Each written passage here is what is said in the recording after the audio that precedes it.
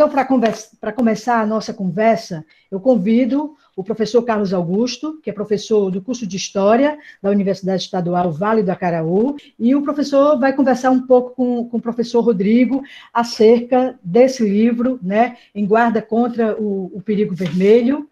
Esse livro, essa é a capa original, né, publicada em outras línguas, ela teve alterações, mas essa é a capa original de 2002. O professor Carlos Augusto, então, vai começar a nossa conversa. Professor, a fala é sua. Boa tarde a todos. Bom, eu quero agradecer ao professor Edvani pelo convite, professor Rodrigo, que gentilmente está demandando um pouco do seu tempo para conversar conosco. A professora Edvani me deu essa missão de ler o seu livro Em Guarda contra o Perigo Vermelho. Eu tenho vários livros aqui, mas esse ainda não tenho. E a primeira pergunta que faço antes de fazer uma questão é quando é que vai ter uma nova edição para a gente ter essa sua obra, que é muito interessante para nós, né? Mas, assim, o que me chamou mais atenção na sua obra é que você coloca que o anticomunismo ele teve alguns momentos muito interessantes aqui no Brasil, principalmente em 37 e 64, né? E aí, há dois meses atrás, uma galera da Renovação Carismática Católica foi recepcionar o presidente, uma quarta-feira, dia 8 de abril.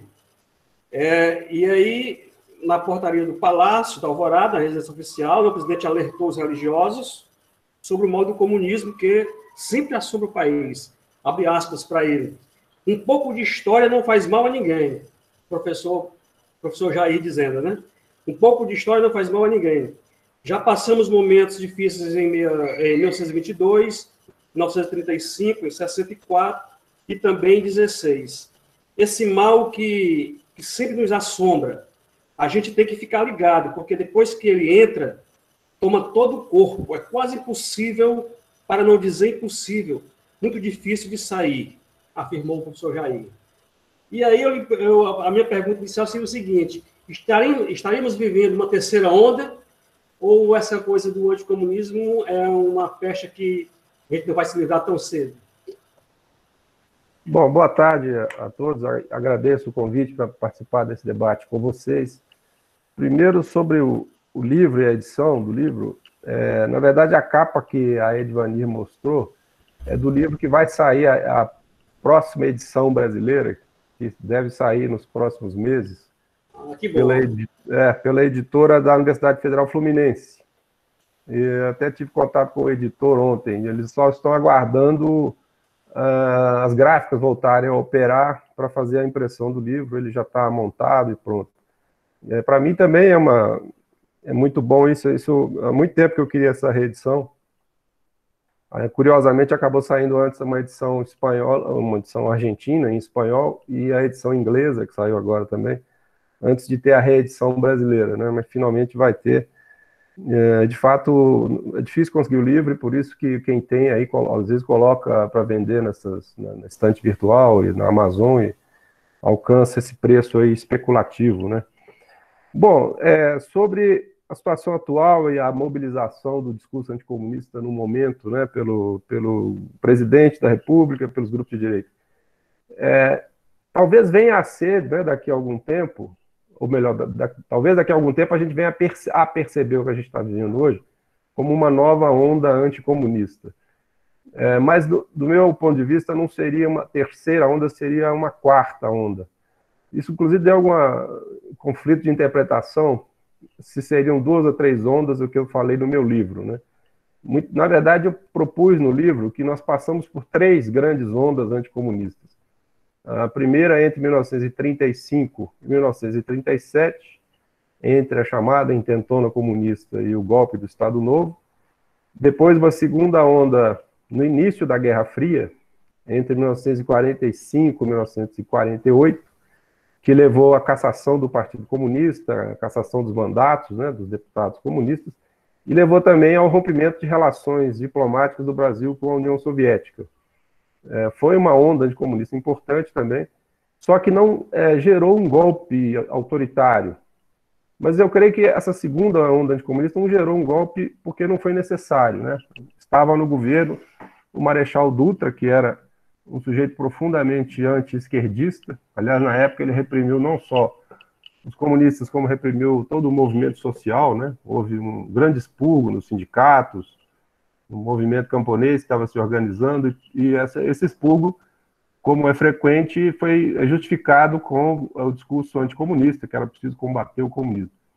Bom, e a terceira onda anticomunista, o golpe de 64, né? O contexto do governo Jango.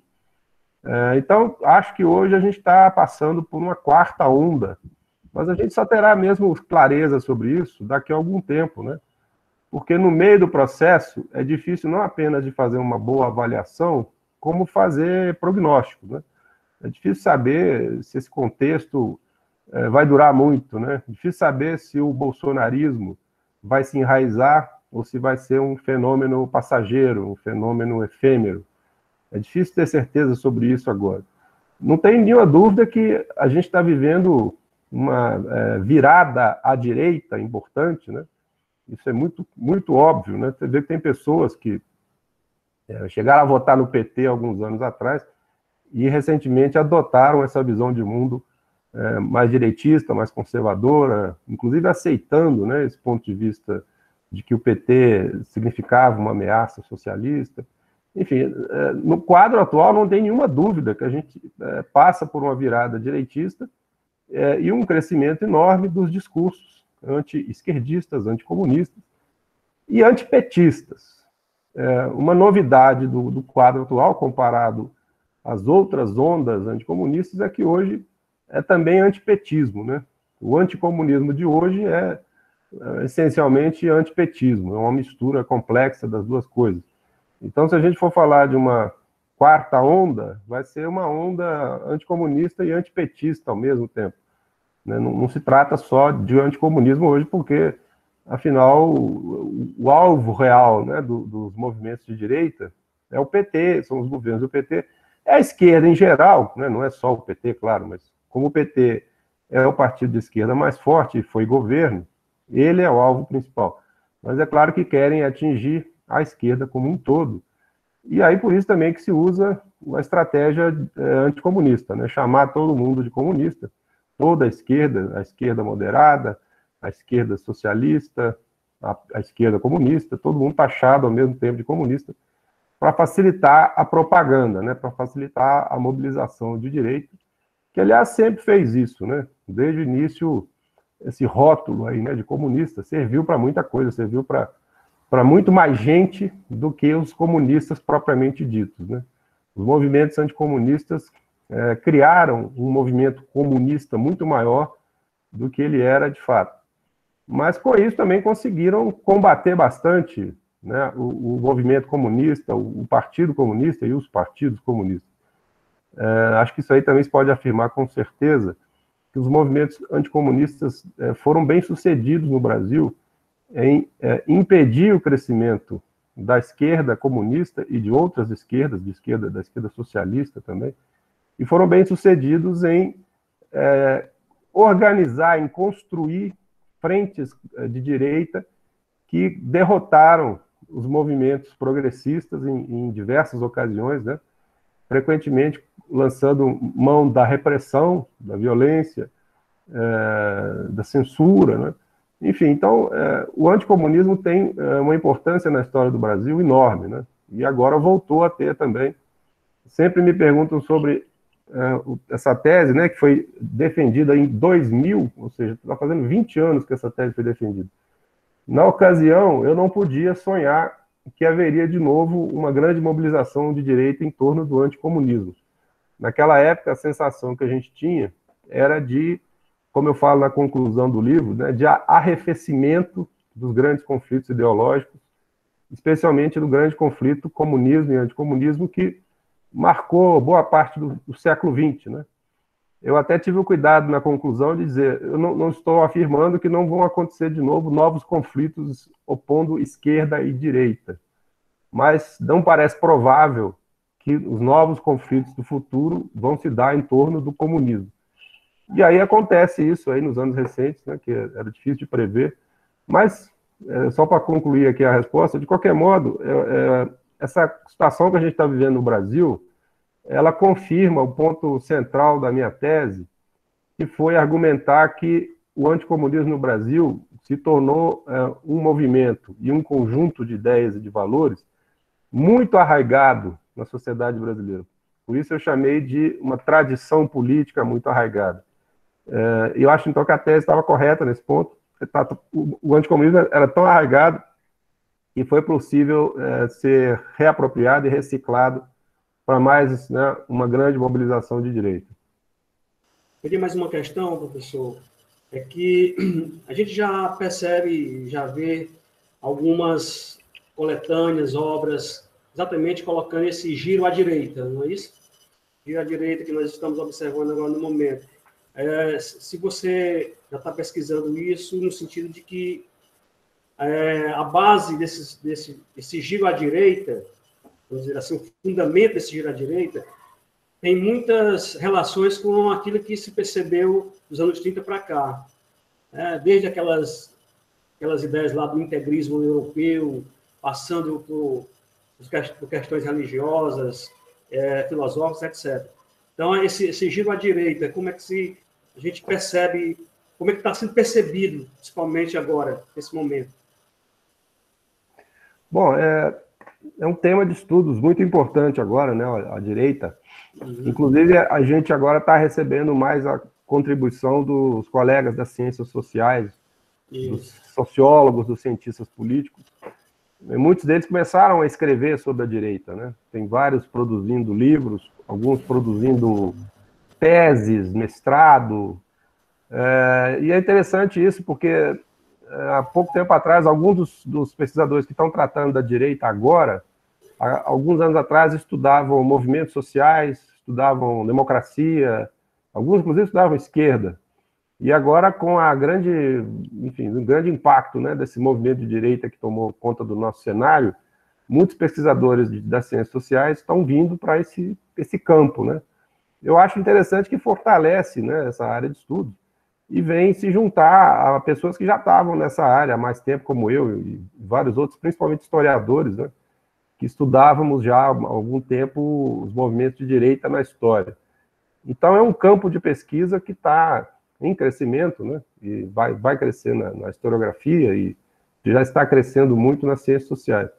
Eu só espero que o pessoal das ciências sociais nos leia também, né, nos acompanhe também, e considere, né, o que tem sido feito pela área de história. Bom, é claro, então, o grande tema que todo mundo está tentando analisar é o que exatamente fundamenta essa virada à direita que o Brasil está passando, assim como vários países do mundo, né? Bom, a primeira coisa a dizer é que a luta política, ela tem exatamente uma dinamicidade, né? Tem uma mudança com o tempo. A gente tem, não vou dizer ciclos, né? Mas a gente tem momentos em que a esquerda é mais forte e momentos em que a direita assume um lugar mais proeminente.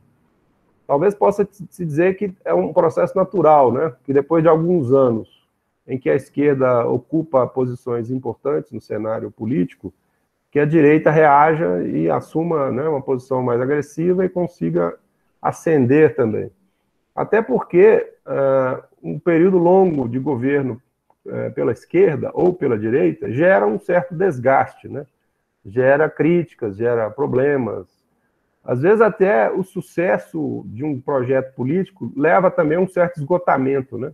Muita gente começa a pensar que aquilo ali já faz parte da paisagem, né? Que as mudanças que o movimento de esquerda, por exemplo, empreendeu, aquilo vai se tornando natural e as pessoas já não acham mais que aquilo deve ser atribuído, né? Esse sucesso atribuído a algum projeto político.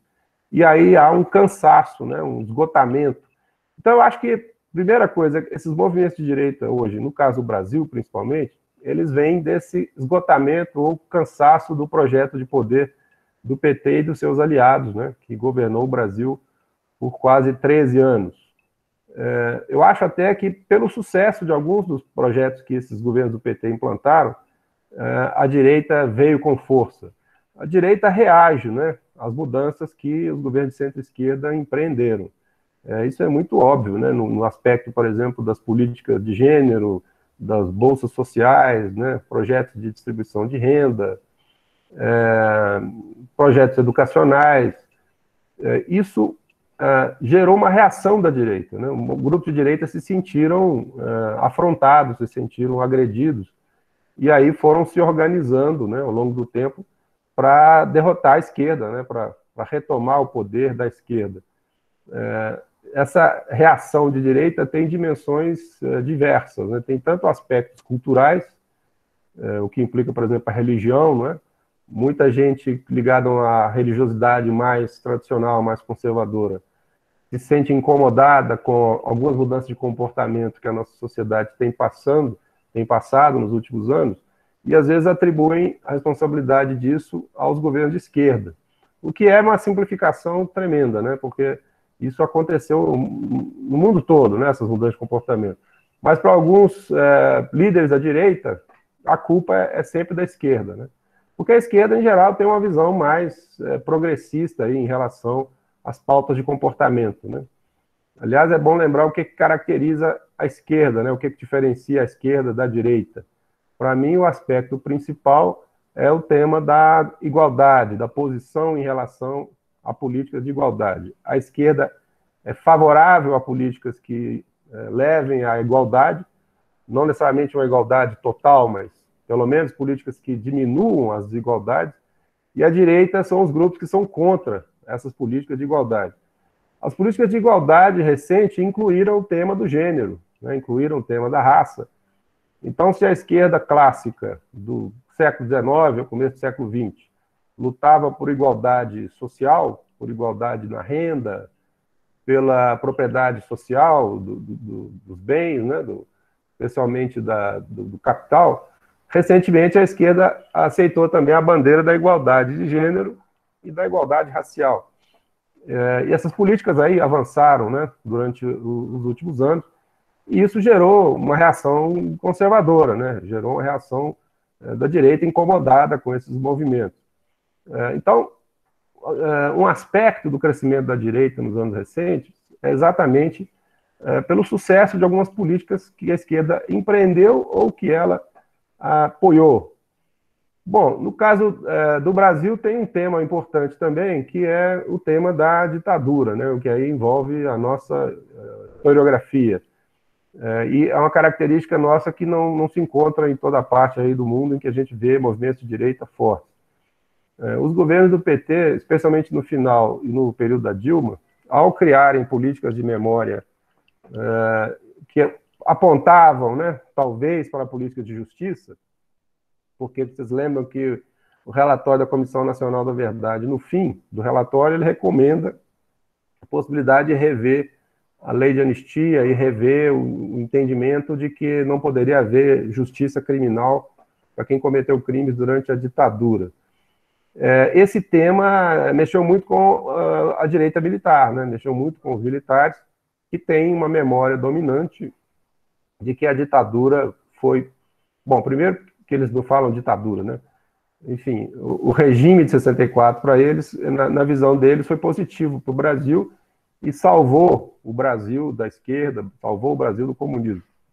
Então, as políticas dos governos petistas de levantar o tema da ditadura, expor a violência da ditadura e mostrar que foi uma ditadura e apontar para uma possível criminalização, né, uma judicialização dos crimes da ditadura, isso gerou também, né, um estímulo forte no meio militar, no meio policial, contra os governos de esquerda, né, uma reação muito forte, que sempre esteve ali, enfim, no subterrâneo, sempre foi algo entre os militares aposentados, né? Na verdade, desde a década de 90, os militares retirados, né, os militares da reserva, eles fazem movimentos contra a esquerda e fazem denúncias de que a esquerda estaria querendo montar uma espécie de complô para a esquerda voltar ao poder e para que a esquerda condenasse os feitos dos militares durante a ditadura.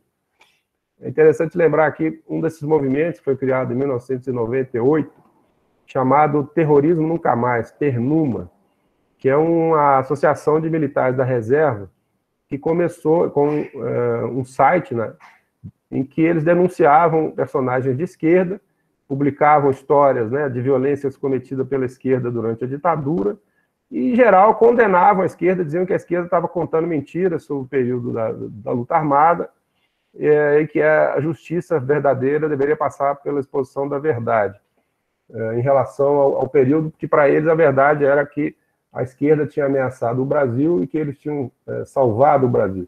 Então, esse tema aí da ditadura, dos militares, uma memória positiva da ditadura, um anseio de tirar a esquerda do poder para que as coisas fossem colocadas no devido lugar, ou seja, para que os militares fossem devidamente homenageados por supostamente terem salvado o Brasil do comunismo, esse é um tema muito forte no Brasil. E, obviamente, isso não tem paralelo na direita americana ou na direita húngara. Tem paralelo aqui próximo de nós, né? No Uruguai, por exemplo, nas últimas eleições surgiu um partido liderado por um militar com um discurso parecido com esse e que teve quase 10% dos votos. Mas não é muito relevante no caso da Argentina e tampouco no caso do Chile. Então, no caso do Brasil, nós temos esse aspecto aí muito nosso, né, dessa tradição de direita militar e que se conecta com o tema do anticomunismo, de novo, né? Porque para os militares o comunismo foi um grande inimigo durante décadas. Alguns deles voltam com esse tema, né, como, enfim, como algo muito atual, mas isso é parte da história militar desde a intentona, né, desde 1935, que foi exatamente quando os militares construíram essa representação do comunismo como uma ameaça terrível ao Brasil, e eles como os paladinos da pátria que salvaram a pátria da insurreição comunista. E fizeram monumentos para comemorar isso, fizeram uma data, né, da data de 27 de novembro, era comemorada, ainda é, né, pelos militares e por outros grupos de direita, como a data da vitória sobre o comunismo. Aliás, pouco antes da posse do presidente eleito, em novembro de 2018, o general Vilas Boas, que ainda estava comandando o Exército, ele fez um tweet convidando os militares a comemorarem de novo a intentona, fazerem de novo comemorações pela vitória contra o comunismo, porque elas tinham ficado aí meio fracas, né, no período do PT, tinham praticamente deixado de existir, e o Vilas Boas fez um convite que eles voltassem a fazer isso. Ou seja, resgatar essa marca da tradição militar de se colocarem como combatentes contra o comunismo. Inclusive internamente, né, porque parte da força desse tema entre os militares é porque havia uma esquerda militar, né, inclusive comunistas militares, como Prestes e vários outros, né. Então, muito vamos dizer assim, desse ódio ao comunismo era também pela questão interna, né? Era um tema relacionado a um expurgo interno dos militares. Bom, tem um monte de coisas aí relacionadas a esse incremento da direita. Só o último aspecto que eu queria falar é o liberalismo, né? E o neoliberalismo. No caso do Brasil, essa queda do PT foi muito alimentada por um projeto neoliberal de tirar do governo, né, políticos ligados a uma visão mais desenvolvimentista, mais estatista, e os liberais querendo ocupar o Estado para fazer privatizações, para reduzir o gasto público. Enfim, é o Paulo Guedes, né, o que representa o Paulo Guedes. Então, é claro que isso é um tema-chave, né, no nosso caso, principalmente, e também não é universal, não é? Porque se você pega alguns desses grupos de extrema-direita que são amigos do governo brasileiro, nem todos eles são liberais, né? Do ponto de vista econômico. Alguns deles, ao contrário, defendem uma proteção para a sua economia, o fechamento de barreiras, né? Ou então o próprio Trump, né? Que tem aquele lema dele, América primeiro, né? Inclusive do ponto de vista comercial, a preocupação dele é defender a economia americana. E a nossa direita no poder aqui é extremamente liberal e anticomunista ao mesmo tempo. Então, enfim, acho que são alguns dos pontos principais, mas a gente pode ir conversando mais aí a partir das perguntas que vocês apresentaram. Muito bem, professor, obrigado. me dou por satisfeito. Quero passar a palavra com a professora Edivani. Obrigada, Carlos. Se ao longo da nossa conversa você ainda quiser intervir, fique à vontade. Professor, queria só aproveitar, colocar 3 questões que os participantes estão propondo aqui, que ainda tem a ver com essa temática que você está discutindo, professor Rodrigo. O Carlos Mesquita pergunta se nós estamos vivendo uma 4ª onda contra a esquerda no Brasil. Ocorreu alguma onda contra a direita?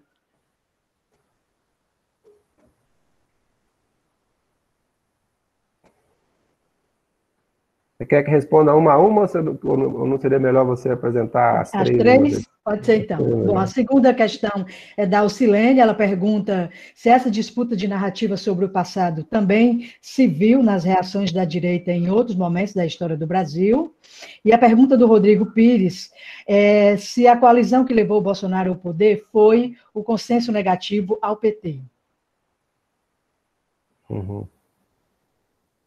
Bom, primeiro sobre se houve alguma onda contra a direita. É difícil fazer uma comparação, porque essas ondas anticomunistas e anti-esquerdistas, elas se baseiam muito na imprensa, né, na grande imprensa, no discurso dominante, na esfera pública. As grandes ondas anticomunistas tiveram uma força muito avassaladora, porque era o discurso da imprensa, era o discurso da Igreja Católica, que era majoritária, era o discurso da maioria dos políticos, às vezes era o discurso do próprio governo. Então, uma onda antidireitista equivalente não tem, eu não consigo perceber nada que alcance. A gente tem momentos em que a esquerda se organiza e consegue fazer movimentos fortes contra a direita. Por exemplo, momentos em que há discursos fortes anti-imperialistas, que são naturalmente de esquerda, né? Momentos em que há discursos antifascistas muito fortes. Por exemplo, nos anos 30, nós tivemos movimentos antifascistas relevantes, que conseguiram audiência pública, e às vezes até a própria grande imprensa divulgava alguma coisa desses movimentos. Hoje nós estamos vendo aí um debate em torno disso, né? Um movimento antifascista e anti-extrema-direita crescendo na opinião, inclusive começando a atingir a grande imprensa. O anti-imperialismo teve momentos fortes nos anos 50, por exemplo, logo depois da morte do Vargas, ou no contexto da ditadura em 66, 67, 68, especialmente o movimento estudantil colocou na pauta, né, o anti-imperialismo, a denúncia da presença americana, a responsabilidade do governo americano pela criação da ditadura no Brasil. Ou seja, então, nós tivemos momentos em que esses discursos de esquerda contra a direita foram fortes, mas não tem comparação, né, com os movimentos anti-esquerdistas aí que nós estamos mencionando, né, porque esses tinham, né, toda a imprensa a seu favor, então não há como, né, não há como comparar. Mas a esquerda, enfim, lutou e tem lutado contra a direita com as armas que pode, é o que está fazendo hoje, né? E acho que no momento os discursos contra a direita estão crescendo no Brasil.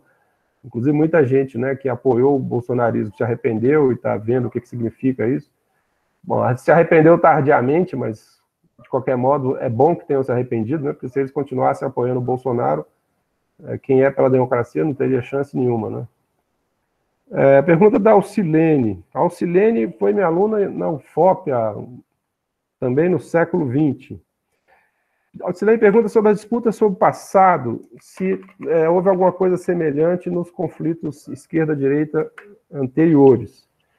Me parece que não, Alcilene. Não, o momento aí que a gente poderia buscar uma comparação é o momento da saída da ditadura Vargas, quando tem a redemocratização, aquele momento em que o Partido Comunista é legalizado e disputa eleições e tem um resultado eleitoral muito positivo, né? Naquele momento não houve um conflito de memória tal como nós vivemos recentemente. Aliás, isso é bastante interessante, né?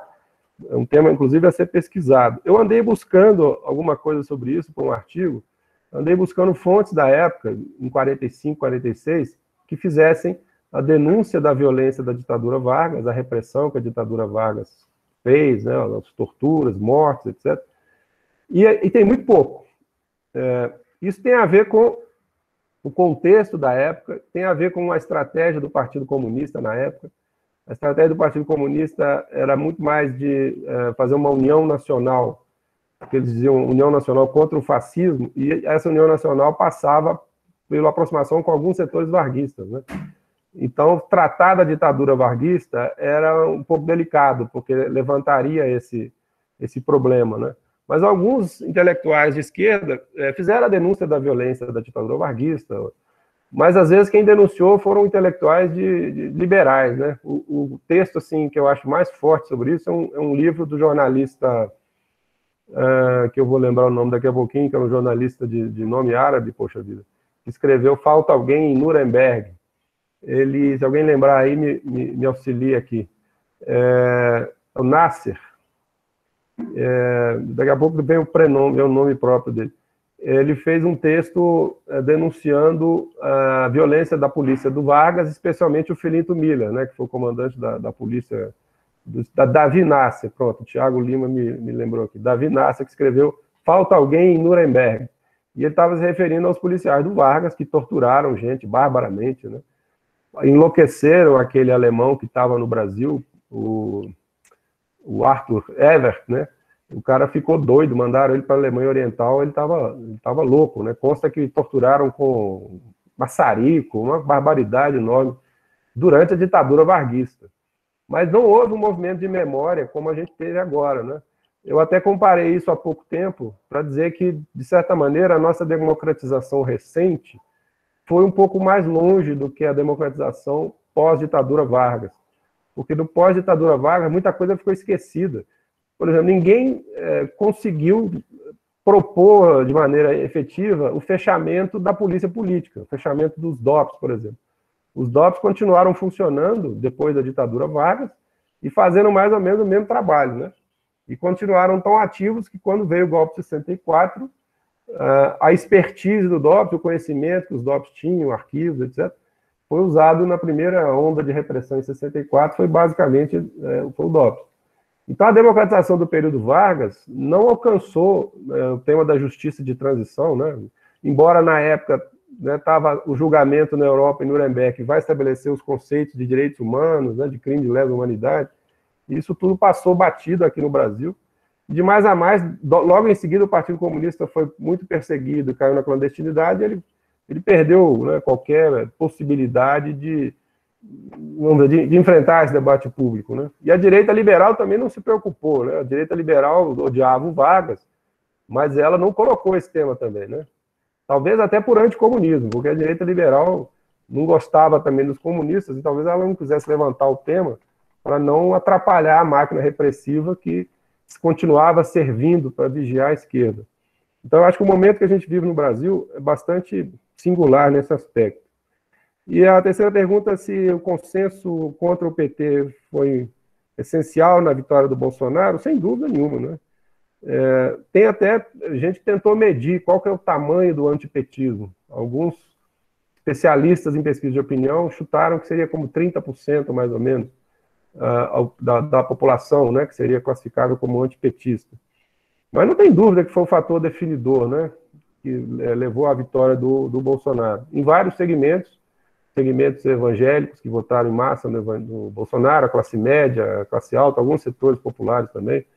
Eu acho que é um ponto essencial. Inclusive, eu acho que outro dia eu escrevi um texto, assim, um pouco mais de intervenção política, deixando um pouco de lado o lado acadêmico, que eu chamei os dilemas da esquerda. E aí eu sugeri ao pessoal do PT que fizesse uma reflexão mais cuidadosa sobre o antipetismo, né? Prestasse atenção a isso, e não apenas de considerasse que isso é uma coisa de gente atrasada, uma coisa, não uma mera manipulação política. É preciso entender isso, porque o efeito político é muito poderoso, né? O Partido Comunista, durante anos, não deu atenção ao anticomunismo, né? Tratou o anticomunismo como uma coisa de gente ignorante, de gente atrasada, que a história jogaria na lata de lixo. O problema é que os anticomunistas tiveram um impacto na vida do Brasil enorme, e o PC nunca criou uma política para lidar com isso. Eu acho que o PT tem que ficar muito atento a isso, né? Ele tem que pensar em políticas para impedir o crescimento do antipetismo e, quem sabe, conseguir uma redução, né, desse sentimento antipetista. que em grande parte vamos dizer assim, é equivocado, né? Ou seja, muita gente odeia o PT pelas razões erradas, né? Muita gente acreditou que o PT é uma ameaça de tipo comunista, quando, na verdade, ele não é isso, né? Eu acho que o PT devia ficar bem atento a isso aí. Bom, acho que alguém aqui, estou vendo um comentário aqui, a arrogância de muita gente do PT. Eu acho que tem um pouco de arrogância do PT, sim. Eu acho que o partido hegemônico da esquerda, ou o maior partido da esquerda, se você preferir, ele costuma assumir esse salto alto, assim, né? Quer dizer, eu sou o grande partido da esquerda, então vocês me ouçam, me acompanhem, eu dou o tom do debate. O Partidão, o Partido Comunista Brasileiro, tinha essa postura também, entre os anos 40 e 60. Uma postura, assim, um pouco arrogante. Faltava um pouco de simplicidade, por exemplo, para lidar com os aliados, né? Eu acho que o PT, às vezes, precisava botar um pouco da sandália da humildade. Até porque a hegemonia não é para sempre, né? A posição dominante dentro da esquerda não está garantida para o PT, ele tem que lutar por ela.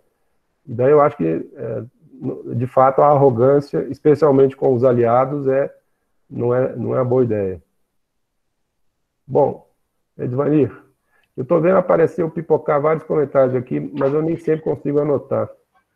Não, tudo bem, eu estou vendo, na verdade, tem muitas questões. Eu queria, professor, voltar um pouco. Tem questões ainda sobre o PT, mas tem outras questões ainda de 64. Queria voltar um pouco para 64, para a gente falar um pouco desse livro Jango e o golpe de 64 na caricatura, né? A caricatura é uma fonte peculiar da história política, né? Tradicionalmente, a gente trabalhou com fontes mais áridas, como as estatísticas eleitorais, documentos de câmaras e outros discursos. Professor, fica muito evidente nessa obra que a caricatura, a característica da caricatura é ressaltar os aspectos negativos de um personagem, né?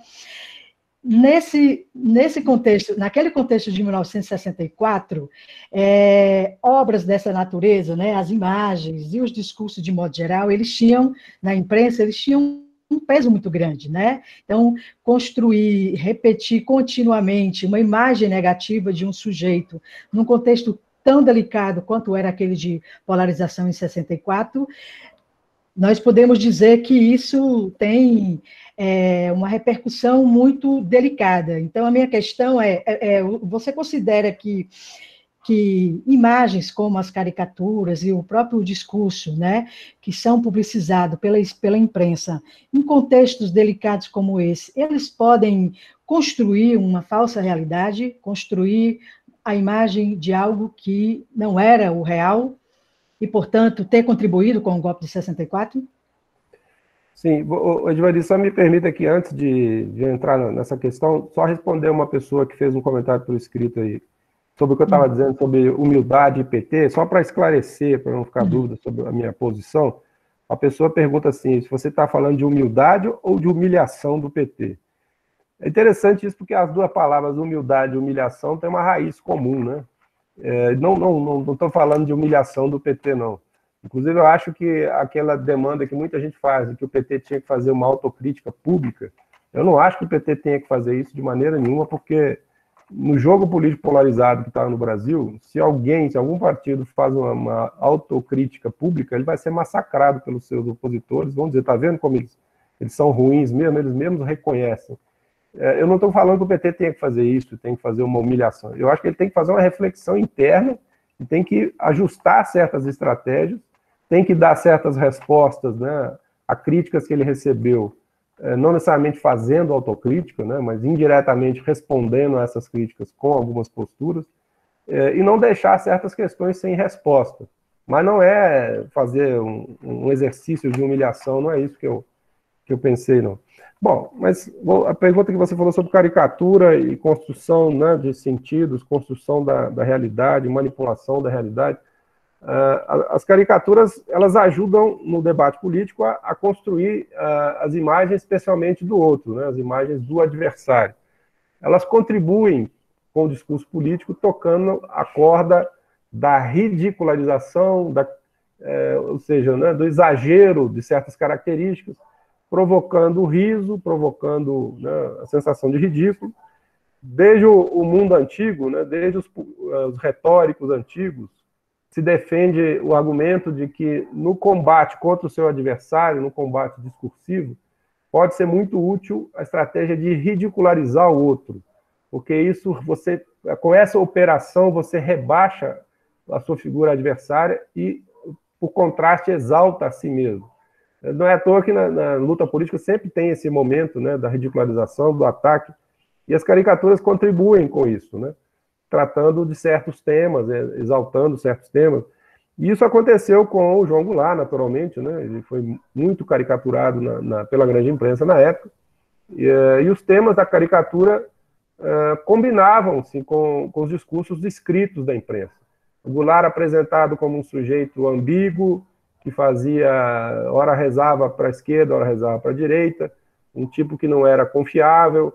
Outras caricaturas diziam que ele era um gaúcho caudilho, um homem dos Pampas, herdeiro do Getúlio Vargas, que poderia ser logo um ditador. E outras caricaturas associavam o Goulart ao comunismo, né? Tem uma série grande que faz essa associação, não necessariamente chamando o Goulart de comunista, mas mostrando que o Goulart era aliado dos comunistas. Então as caricaturas ajudaram na construção daquela imagem negativa do Goulart, mas junto com os discursos escritos. Muitas vezes a caricatura ela é uma tradução para a imagem de um discurso verbal, né? Ou seja, ela é uma transformação para a imagem de algo que já vinha sendo dito pelo texto. Agora, há situações em que a caricatura cria temas novos também, né? Tem situações em que os desenhistas sugerem temas que depois o discurso das palavras, né, vai incorporar. Isso acontece com uma certa frequência. No caso do Goulart, não me ocorre nenhuma situação, mas durante a ditadura tem vários episódios assim, em que chargistas levantam um tema que depois vai marcar o personagem para sempre.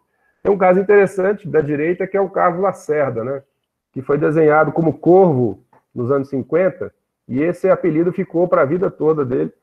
Foi um desenho, salvo engano, do Lan, foi o Lan que desenhou, quem desenhou primeiro foi o Lan, a partir de uma conversa com o Samuel Weiner, e aí eles desenharam Lacerda como um corvo, pousado assim num galho, né, aquele bicho agourento, e aí a vida toda foi chamado de Corvo, né? Então o efeito político é interessante. Hoje a gente vê alguma coisa parecida com o Bolsonaro, né? Muitas caricaturas de oposição democráticas têm maltratado muito o Bolsonaro, com muita justiça, aliás, né? E isso é importante, né, na propaganda política contra o governo dele, ajuda a disseminar imagens negativas. Bom, e aí eles fazem o contrário, né? Caricaturam a esquerda também, os adversários da esquerda, enfim. Então, esse jogo aí na política é frequente, e eu acho isso muito fascinante, estudar essas imagens políticas, porque elas nos revelam uma outra maneira, né, como o discurso político opera para transmitir mensagens e para tentar conquistar a opinião política das pessoas. Essa estratégia de discurso visual, que é pesquisada apenas recentemente, nos oferece maneiras de analisar o discurso político um bocado interessante. Com a vantagem de que, às vezes, a gente ri muito, né? Eu continuo pesquisando caricaturas e eu rio muito de vez em quando. No momento, eu estou pesquisando jornais da década de 70, jornais da grande imprensa carioca e paulista. De vez em quando, eu morro de rir com certas representações que os artistas fazem de políticos, de lideranças. Tem chargistas que são realmente geniais, né? Que conseguem criar um efeito de humor. Então é divertido também, né? Eu gosto de trabalhar com caricaturas também, porque eu me divirto. Não é pasquinha, a minha pesquisa é com os jornais da grande imprensa. Estado de São Paulo, Jornal do Brasil, Globo, Correio da Manhã, porque a Folha de São Paulo, porque os jornais da imprensa alternativa da ditadura já foram muito pesquisados. Ele está mostrando o Jango Golpe 64 na caricatura. Pois é, no momento eu estou pesquisando os jornais durante a ditadura, com a intenção de ver como a imprensa ajudou a construção de apoio social à ditadura e também mostrar como a imprensa entrou em choque com a ditadura em certos momentos, né, a depender do jornal, do veículo, né, as trajetórias foram um pouco diferentes. Mas eu quis estudar a grande imprensa, primeiro que ela é menos estudada, e segundo, para estudar a relação da imprensa com o poder, né? Como a imprensa ajudou a construir o poder. Não são apenas jornais paulistas e cariocas. Bom, não é bairrismo meu, eu sou mineiro, certo? Mas é a constatação de que não dá para estudar a imprensa do Brasil inteira, é impossível, né? E aí eu resolvi estudar os jornais que têm mais impacto nacional, que tem uma circulação nacional maior, que é uma realidade, né? O eixo Rio-São Paulo domina o Brasil há muito tempo, talvez agora esteja dominando menos, né? Mas durante muito tempo a imprensa dali dominou o cenário nacional, né? Então, para estudar um pouco mais, para ter uma visão melhor do que circulava no país, é uma boa ideia centrar nos jornais do Rio e São Paulo.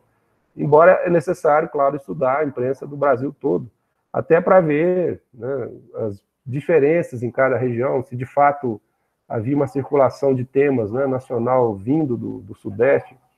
Enfim, mas não é bairrismo, como eu disse, eu sou mineiro de Belo Horizonte. Professor, ainda sobre 64, tem duas questões que são próximas. Uma do Rocha, ele pergunta se o senhor encontrou algum documento que indique que havia um projeto político da esquerda, né, de fazer uma revolução, ou no caso de dar um golpe. E a pergunta do Juscelio, se o senhor vê relação entre o anticomunismo aí de 64, contra o João Goulart, e o de 2016 contra a Dilma. Bom, a relação entre o anticomunismo de 64 e o recente é muito forte, né? A essência do discurso é a mesma, a essência existe uma esquerda vermelha que quer revolucionar o país, que quer mudar o país, que quer alterar a família, quer alterar os comportamentos, quer mudar a estrutura social.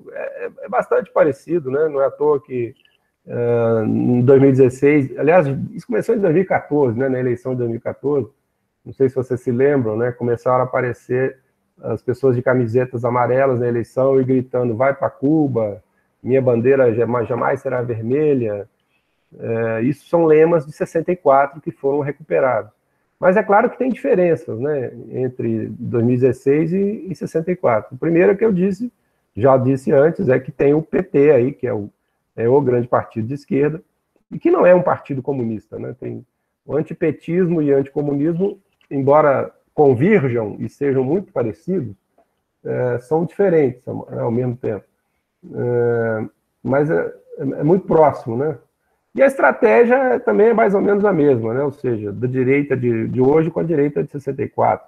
É criar uma imagem de que tem uma grande ameaça esquerdista vermelha, né, pairando pelo Brasil, aí querendo tomar o Brasil, e que é preciso que as pessoas que têm medo disso se mobilizem e apoiem, né, movimentos anti-esquerdistas, anticomunistas, e isso vai convergir em benefício do Bolsonaro.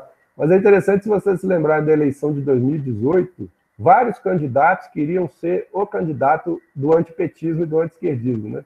Isso foi disputado sofregamente, né? Inclusive o Ciro Gomes, que fica ali meio esquerda, vai para a esquerda, não vai para a esquerda. Em certos momentos ele ameaçou também, né, a pegar a bandeira antipetista, mas ela foi disputada principalmente pelos candidatos de direita mesmo, né, e o Bolsonaro, nesse ponto, teve vantagem, né, por ele ser de origem militar, por ele falar disso a vida toda, né, não foi uma coisa que ele descobriu ontem, né. Acho que na boca dele era mais, vamos dizer assim, mais autêntico, né, brutal, né? Aquele anticomunismo de que vai matar gente, que vai levar para a ponta da areia, que não sei o quê. É brutal, mas é autêntico. Sobre a pergunta sobre a esquerda em 64, né? Se tinha uma ameaça da esquerda tomar o poder em 64, que planos eram esses? Essa discussão é uma discussão terrível, né? Porque o pessoal de direita pega essa discussão para falar, olha, tá vendo? Até os pesquisadores falam que tinha uma esquerda atuante na época, então é verdade que era preciso mesmo uma ação anticomunista para proteger o Brasil. Então, quando a gente trata disso, tem que ser com muito cuidado, né, para não se oferecer para manipulação.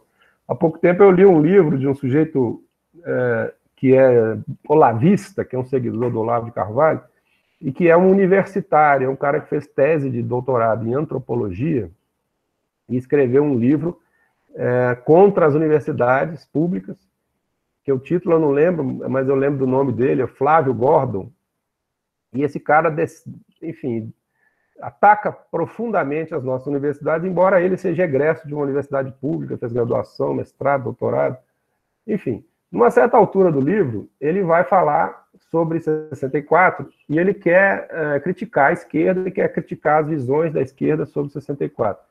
E quer nos convencer, né, aos leitores, de que 64 foi um movimento necessário para salvar o Brasil, não só do comunismo, mas para salvar o Brasil da guerrilha. É isso que ele fala no livro. E aí, para, vamos dizer assim, criar um efeito de verdade, né, criar um efeito de real, ele cita uma historiadora, colega nossa, que falou de um episódio que não é tão conhecido assim, mas até porque não é tão relevante, que foi a prisão de um grupo de guerrilheiros, ou de pretensos guerrilheiros em Goiás, um grupo ligado às Ligas Camponesas, na verdade uma dissidência das Ligas Camponesas, e eles estavam tentando montar uma guerrilha em Goiás, em 62. Eles foram presos, acho que foi pelo Exército, né? E a coisa foi desmontada muito fácil, era pouca gente, era uma coisa muito, assim, pouco profissional, digamos assim, né? Muito incipiente, e ficou naquilo, né? Acabou, as pessoas foram presas, pronto, né? Não teve mais nenhuma tentativa de guerrilha que se saiba, né? Antes de 64. Aliás, tem um padre ali na região da Baixada Fluminense, que eu esqueci o nome agora, que andou com alguns camponeses ali na região da Baixada Fluminense. Mas também um movimento muito frágil. Mas, enfim, esse autor de direita, ele pega esse episódio de 62 e quer convencer que o golpe de 64 foi necessário porque havia guerrilha no Brasil e aí, então, os militares tinham que tomar o poder para proteger o Brasil das guerrilhas e derrotar as guerrilhas. Ora, a guerrilha que ele cita já estava derrotada 2 anos antes do golpe de 64. Né? Não tem nenhuma lógica, né, o argumento dele. Você dizer, era preciso os militares tomar o poder para derrotar a guerrilha. A guerrilha já estava derrotada, poxa. Esse argumento aí é uma falácia, é um sofisma tremendo, né? Que, aliás, são debates que a gente, como historiadores, tem que enfrentar, porque existe um movimento organizado por intelectuais de direita para instituir, né, discursos legitimadores da ditadura, legitimadores do golpe de 64. Agora, falando do que o conhecimento da história nos aponta, existiam várias esquerdas organizadas no contexto do governo Goulart e antes do golpe de 64. Algumas delas eram esquerdas revolucionárias, ou seja, queriam instaurar o socialismo no Brasil. Uma parte trabalhava com a perspectiva revolucionária insurrecional, mas a parte dominante, que era influenciada pelo Partido Comunista Brasileiro, tinha uma perspectiva de aliança de classes, né, de uma espécie de... E, aliás, no final, eles chegaram próximo para salvar o Goulart do golpe, né, eles começaram a costurar uma frente ampla para evitar o golpe, as vésperas do golpe, quando todo mundo percebia que o golpe vinha. O Partido Comunista tentou, junto com o Santiago Dantas, fazer uma frente ampla para evitar o golpe. Então, o Partido Comunista, que era tratado pela direita como grande inimigo, ele não tinha uma postura revolucionária, né? Ele tinha uma postura de apoiar o governo Goulart e, a partir do governo Goulart, fazer reformas sociais, e inicialmente era coisa muito modesta, né? Reforma agrária, reforma política, as tais reformas de base, né? Que muita gente fala que aquilo ali era quase comunismo, era fazer reforma agrária, fazer reforma política, fazer uma reforma universitária, fazer uma reforma urbana, que passava pela lei do inquilinato. A reforma política era dar voto aos analfabetos, coisa que só veio a ser conquistada pela Constituição de 1988. E é interessante que muita gente no Brasil, na época, era contra o voto dos analfabetos. A gente, às vezes, acha que o problema grave era a reforma agrária, era mais o voto do analfabeto. Tem umas pesquisas de opinião feitas pelo IBOP no Rio e São Paulo, antes do golpe, que mostram que a maioria dos cariocas e paulistas apoiavam a reforma agrária, mas eram contra os analfabetos votarem, provavelmente porque tinham medo dos analfabetos votarem na esquerda, né? E é interessante que a esquerda aparentemente achava que ia acontecer isso também, que os analfabetos iam votar na esquerda. Acho que é uma ingenuidade dos dois lados, né? Imaginar que as pessoas que vão ser alfabetizadas vão necessariamente votar na esquerda. Não necessariamente, né? Como a gente tem visto aí.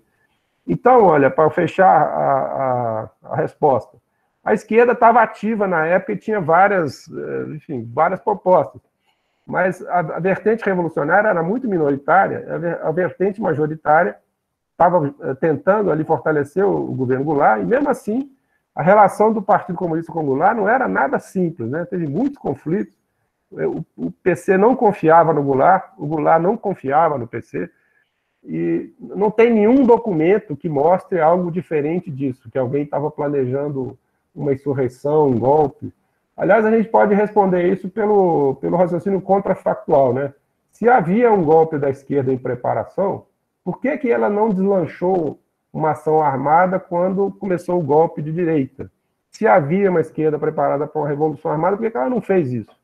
Ao contrário, né? Quando veio o golpe, a orientação do Partido Comunista foi: não resistam, não vamos pegar em armas, não vamos resistir ao golpe. Se houvesse uma estratégia revolucionária, eles teriam partido para o conflito, né? Partido para a guerra civil. E nem o João Goulart, nem a liderança do Partido Comunista estavam apostando nessa direção. Então, acho que a resposta aí, se havia uma ameaça comunista em 64, é não, né? Se a pergunta é tão simples assim, existia uma ameaça comunista em 64? Não. Existia um Partido Comunista minoritário, aliado do Jango, tentando viabilizar reformas sociais moderadas. Isso não é comunismo em lugar algum, né? Aliás, o mau uso da palavra comunismo no Brasil é uma coisa assim de chocar, né? Já era mal usado naquela época. Hoje, então, serve para qualquer coisa, né? Até o Moro virou comunista, coitado do Moro. Você veja que ofensa para o Moro ser chamado de comunista, né? Esse uso aí desmesurado da palavra comunismo hoje chega ao ridículo, né? Antes era só o exagero de chamar a gente, de qualquer pessoa de esquerda, de comunista. Hoje é qualquer um que contra o presidente é chamado de comunista.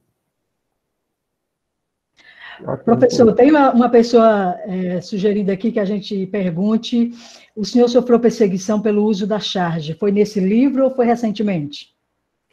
Não foi o livro, não. A questão não é propriamente perseguição, foi uma amolação que eu sofri pelo filho de uma chargista.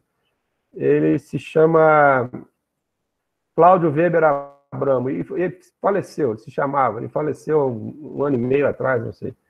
Ele me causou uma amolação, me ameaçou entrar na justiça e escreveu cartas para vários professores de história, para 100 pessoas, não sei, dizendo que eu tinha maltratado a memória da mãe dele, porque a mãe dele, chamava-se Hilde Weber, era chargista de jornais de direita liberal. Ela foi chargista do Carlos Lacerda, no Jornal do Lacerda, no Rio, na Tribuna da Imprensa, e chargista do jornal Estado de São Paulo, da família Mesquita, durante 30 anos, mais ou menos.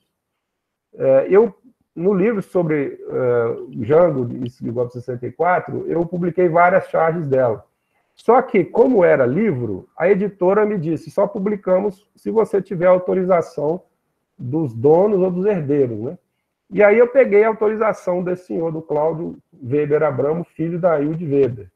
Ele me mandou autorização por fax para o livro. Então, estava autorizado para o livro.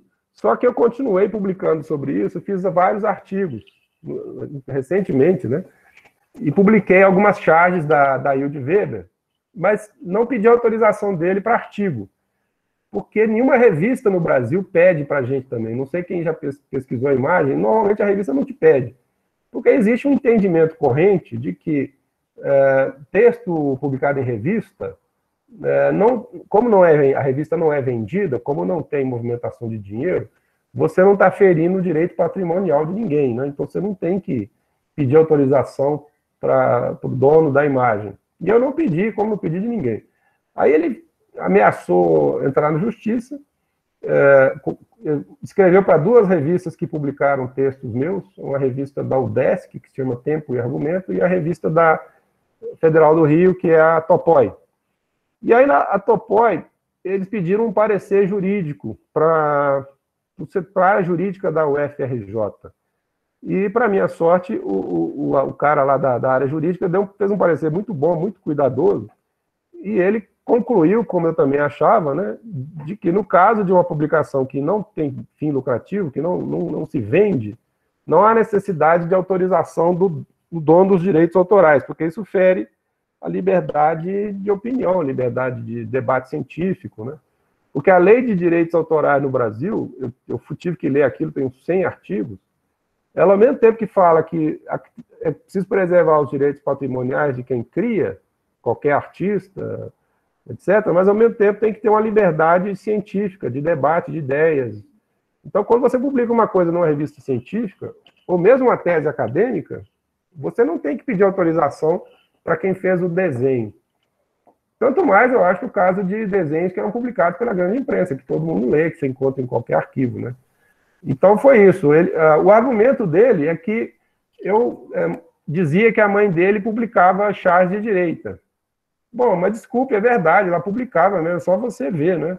Eu, inclusive, preparei uma espécie de dossiê para devolver para ele, publicar, mas como ele morreu, eu falei, não vou fazer isso porque a gente não briga com morto, não é uma coisa correta fazer isso, né? Mas tem várias charges da Hilde Weber que chegam a ser constrangedoras, né? Porque ela não apenas apoia o golpe de 64, como ela apoia os expurgos. Tem charge dela no jornal Estado de São Paulo, que são charges apoiando os expurgos, apoiando demissão de pessoas. Não necessariamente apoiando tortura, mas apoiando a demissão de pessoas acusadas de serem comunistas. Ou seja, ela fazia trabalho de direita mesmo, então paciência, né? Ele talvez não quisesse ter essa memória da mãe, né?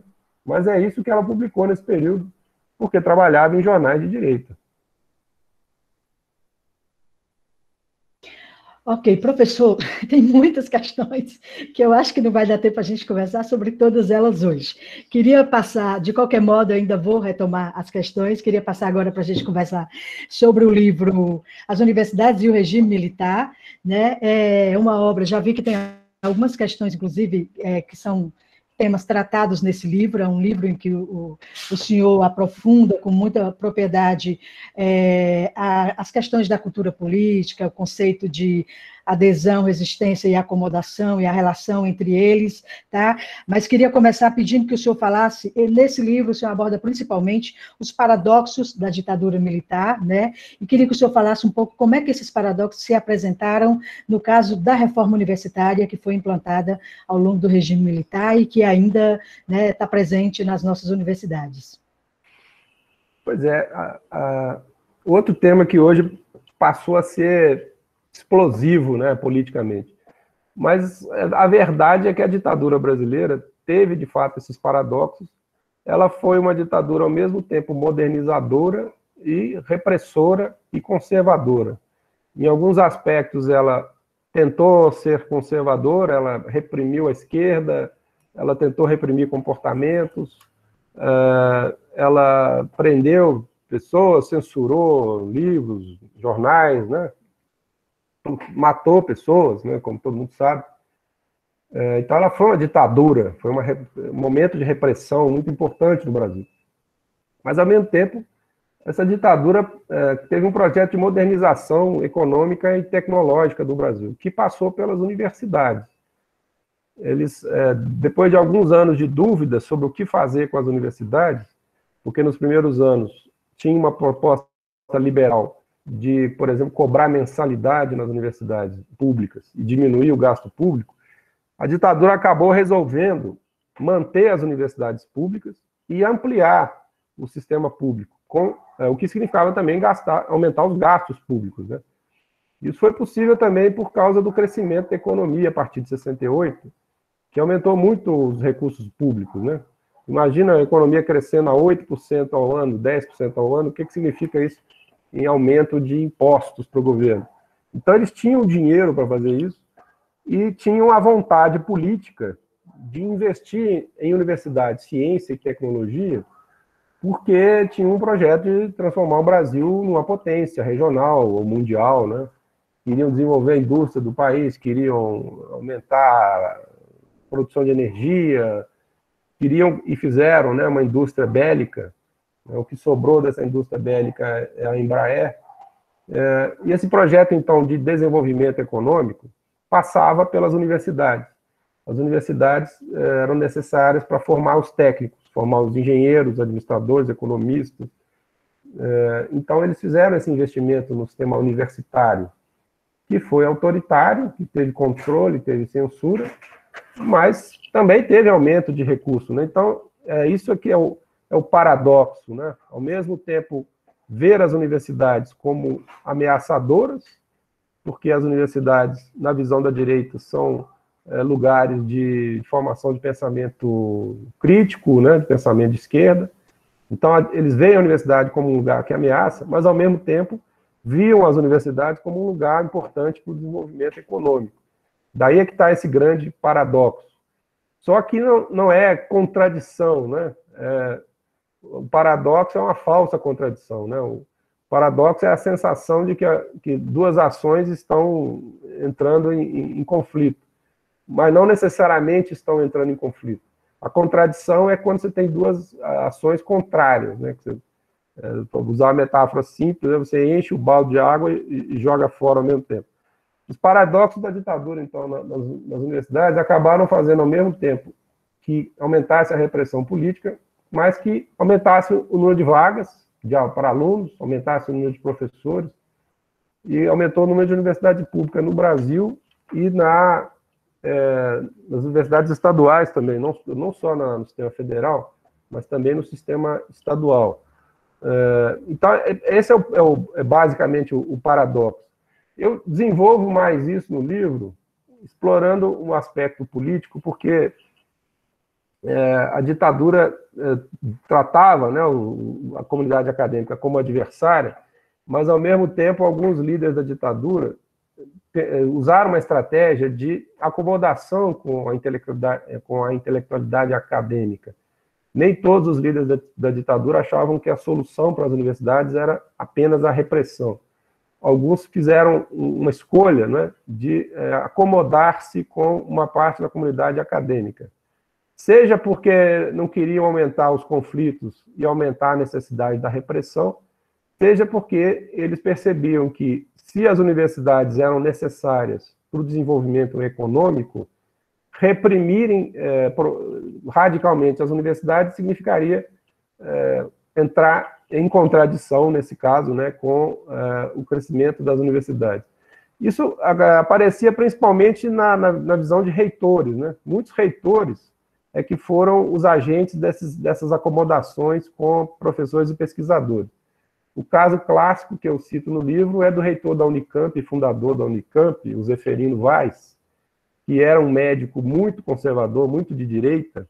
Ele foi um dos apoiadores do golpe de 64 em São Paulo, e ele foi colocado como interventor na UNB, logo depois do golpe, né, quando tiraram a reitoria da UNB, ele foi mandado lá para ser o reitor. Depois chamaram ele para fundar a Unicamp, em Campinas. E ele sempre foi muito ligado à ditadura. Só que, como reitor da Unicamp, ele deixou que fossem contratados professores de esquerda, e vários, né? A área de humanas da Unicamp, como até hoje é muito conhecida como uma universidade muito à esquerda, né? A área de economia, a área de história, a área de sociologia. E esse perfil da Unicamp foi montado durante a ditadura.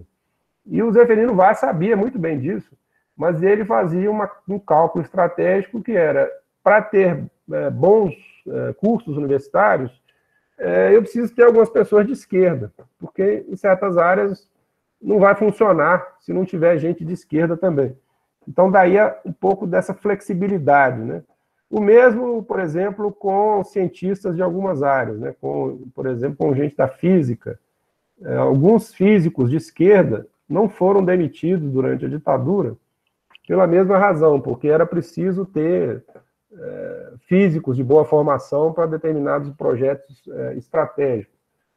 Então, a ditadura, ao mesmo tempo que ela reprimiu algumas pessoas, né, ou muitas pessoas, ela permitiu que permanecessem nas universidades outras pessoas que ideologicamente eram contra a ditadura e muitos deles eram de esquerda, né?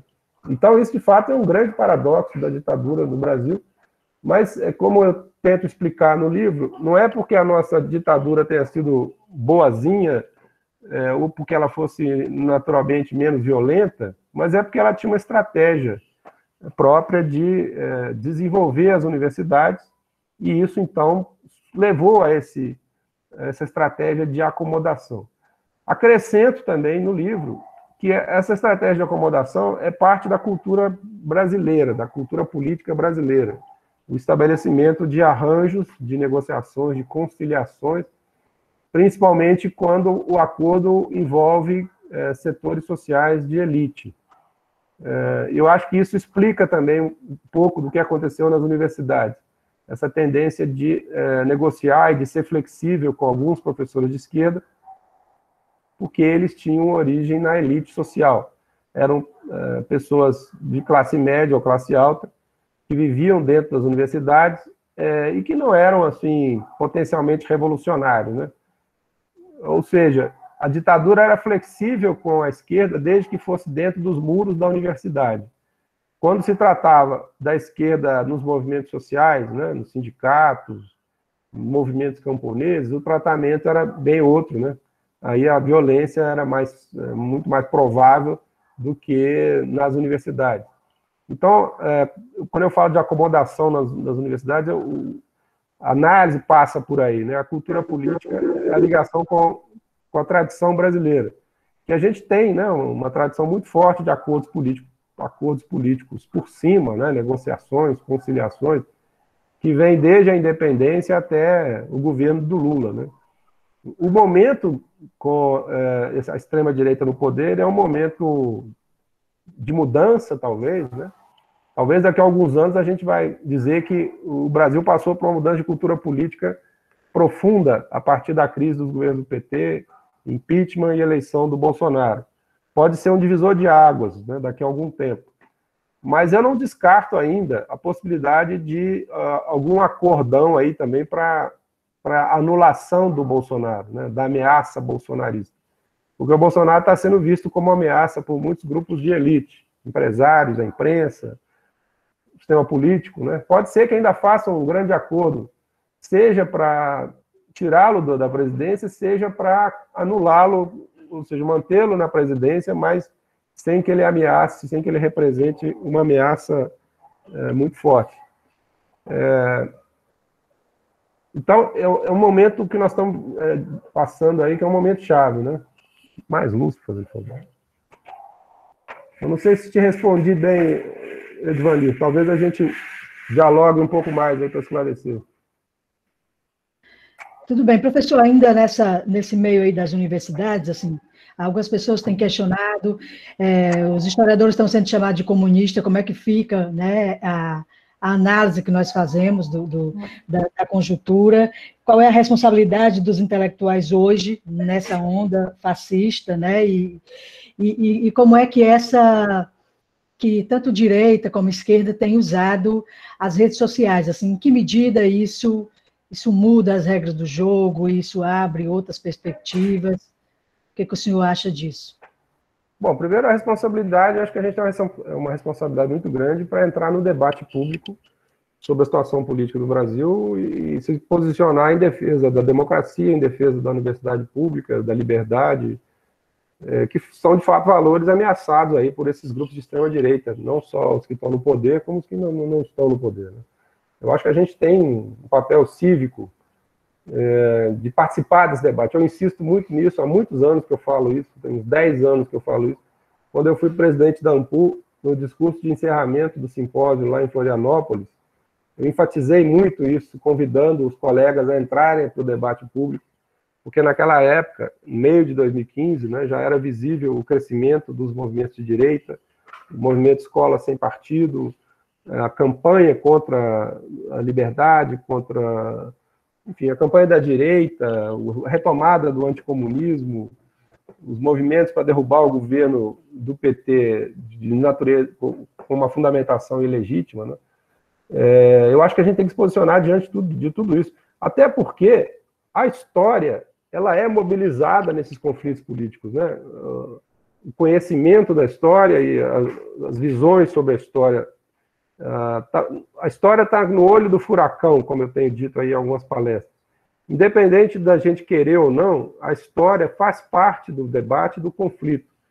Então, se a gente se omitir, os grupos de direita vão tomar conta da história, vão tomar conta do discurso público sobre a história. E eu acho que isso aí seria o pior dos mundos, né? Até porque esses grupos de direita, o sonho deles é acabar com a universidade pública e acabar com a liberdade de pesquisa, liberdade de reflexão. Então, acho que nós temos que participar do debate público usando os meios que a gente dispõe, não é? Que não são muitos, mas, de qualquer modo, a grande imprensa hoje voltou a chamar profissionais acadêmicos a participar do debate público. Eu recebo convite toda hora, vários recebem, e a gente tem que estar lá, né? Mesmo que com certo desconforto, às vezes, né? Porque aquele mesmo jornal apoiou o impeachment ou apoiou, né, alguma posição de direita, mas se a gente recusa o convite, a gente está perdendo uma oportunidade de alcançar um público maior, né? Um público para além do público universitário. Então, isso é a grande imprensa. A pergunta também passa pelo tema das redes sociais. Bom, isso a gente tenta fazer também, né? Já há algum tempo, várias pessoas têm criado canais nas redes sociais para debater a história, né? Tem canais de YouTube feitos por historiadores, estudantes de história, que têm divulgado aí, né, versões acadêmicas da história. Eu acho que a gente tem que continuar fazendo isso, tem que investir mais nisso, exatamente para disputar essa opinião pública aí, interessada pela história, e desmontar essas versões falseadoras, às vezes mentirosas, né? Como o exemplo que eu estava dando do autor lá, que fala que tinha uma guerrilha perigosa no Brasil em 64. A gente tem que se colocar no debate público para mostrar que isso são falácias, né? Que isso aí é uma manipulação da verdade, simulando a verdade. E eu acho que a gente tem que ser mais afirmativo, acho que a gente tem que dizer certas coisas com segurança. Eu fiz um debate outro dia, escrevi um texto que eu falo do tema da verdade. Nós temos que afirmar certas verdades. Durante muito tempo, no nosso meio, foi assim, considerado de mau gosto, né, falar verdade, ou dizer que a história pode dizer verdade.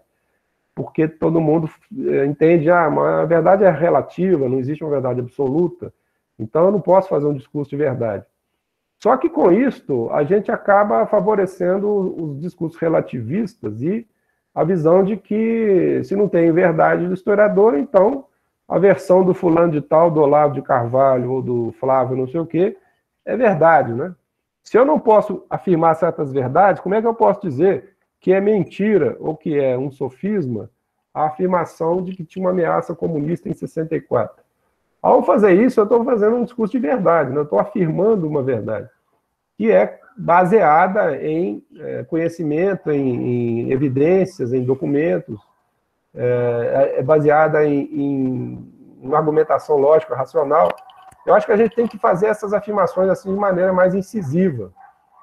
De outro modo, a gente não vai ter os instrumentos necessários para combater esses negacionismos e manipulações que existem por aí. É claro que não é dizer assim, né, não ter a pretensão de ter a última palavra sobre tudo e de ter uma verdade sobre tudo. Mas a gente pode fazer discursos de verdade sobre temas-chave, né? Ou seja, é verdade afirmar que aconteceu um golpe em 1964 que derrubou um presidente eleito com um discurso manipulador de uma suposta ameaça comunista. E é verdade também que houve uma ditadura, que instauraram uma ditadura logo depois desse movimento. Pessoas que negam essa ditadura estão falseando a verdade. Então, acho que a gente tem que afirmar isso no debate público para tentar combater esses movimentos. Esses movimentos de direita têm um projeto hegemônico, né? Eles têm um projeto de dominar o cenário público, dominar o conhecimento. É um projeto que está começando ainda, né? Se o governo Bolsonaro fracassar, de fato, tomara que fracasse como projeto político, eles vão ficar aí com sua estratégia hegemonista meio quebrada. Mas ainda, enfim, ninguém sabe muito bem o que vai ser o futuro, né? Eu acho que a gente tem que se posicionar, porque nós já estamos, como eu falei, no olho do furacão, né? Nós já estamos expostos. Então é melhor enfrentar esse debate, porque se não o fizermos, a gente pode se arrepender depois, sabendo dos nossos limites, né?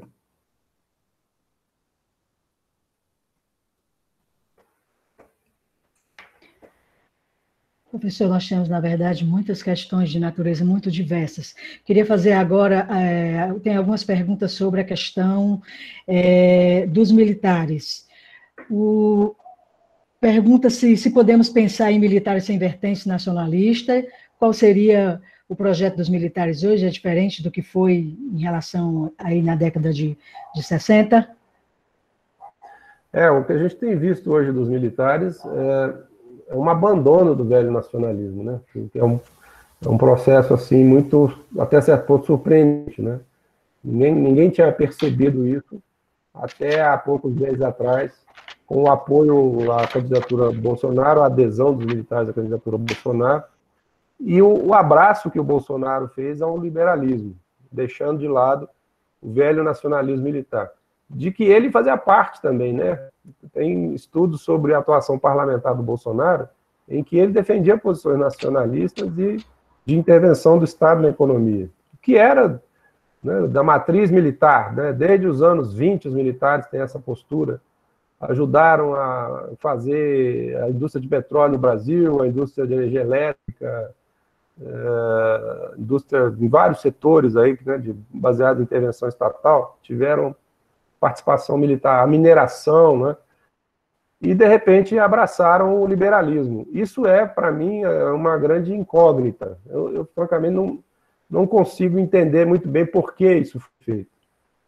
Preciso estudar mais. Há uma hipótese divulgada nos meios aí de imprensa de que a questão seria um alinhamento com os Estados Unidos por oposição à China, que os militares do Brasil teriam medo da China, ou, enfim, escolheram se aproximar dos Estados Unidos, e para se aproximar dos Estados Unidos teriam abraçado o liberalismo. Não me convence inteiramente, porque os militares do Brasil foram aliados dos Estados Unidos desde os anos 40 até agora, né? E teve uma fase aí, nesse período de aliança, em que os militares foram nacionalistas, né? Fizeram Petrobras, Doce, energia atômica, por aí vai. Não acho que a necessidade de uma aliança estratégica com os Estados Unidos explique tudo isso. Mas a questão do momento é que muitos dos militares aí mais proeminentes têm apoiado medidas liberais.